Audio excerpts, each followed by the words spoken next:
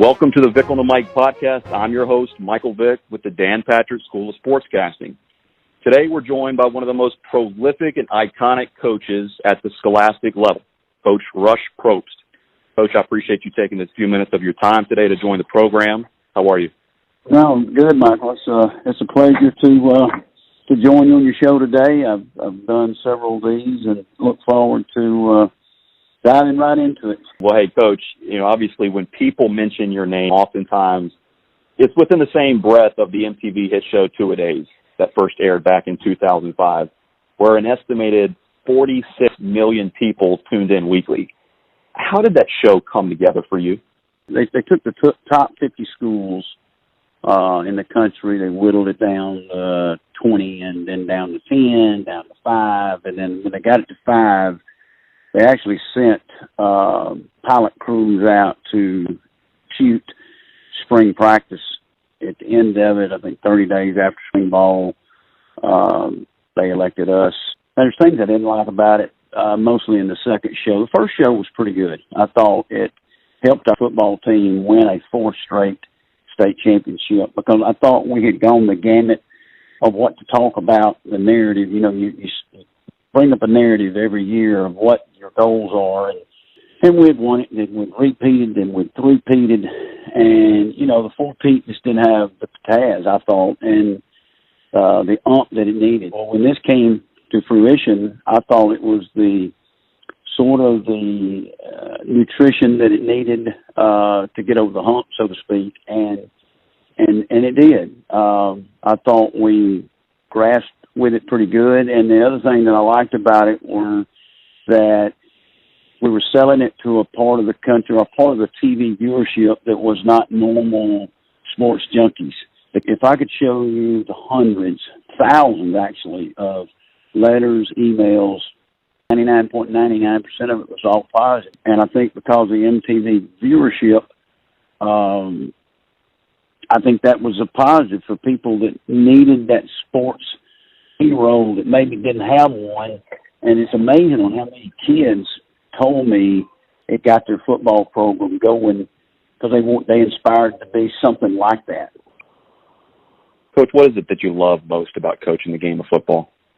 Well, two things. I think I've been asked that a lot in my career, and the two things that I come up with is one, relationship with players that I just mentioned, and those relationships last for a lifetime, and I truly mean that. I mean, I've got kids that I still, and I call them kids, and they're 55-year-old men that I coached in 1981 and 82 when I first started out, that I have today. They're close friends, and then I have kids that I coached last year that I stay in close contact with, and everything in between. So that's first and foremost is a relation. The second thing, and I think comes to mind, is that helping kids. We've had 139 kids sign here in 10 years. That's roughly 14 a year at Colquitt County. I'm over 100 and something at Hoover. So, 250 total kids have signed football scholarships that have played for me. And I think that's big. I've got several playing in the NFL, got two playing there now. One that starts for the Kansas City Chiefs, Cameron Irvin, and one that's played for the Miami Dolphins, and Janice Pittman. But what's important to me is those kids and their scholarships and what they've done. And now that I see those kids that are doing well in life and become successful business people. So I see that, and I see that we've helped. We've given back, I guess, what was given to me when I played the game. And without my high school coaching in high school, I wouldn't be where I am today. 5 state titles, Hoover. You talk about relationships. In 2007, you obviously had to leave amidst a very public fallout there in your personal life. Take me to October 30th, 2007, and the emotions that had to be running through you when you decided to resign from Hoover as the head football coach. I've thought about that a lot over the years, and Hoover will always have a special place in my heart. I think once you're a Buccaneer, you're always a Buck, and I think that under the circumstances, it was the right thing for me to do, is resign. I think it was affecting our football team. I would have never resigned because I'm not doing anything wrong except for the away from the school stuff.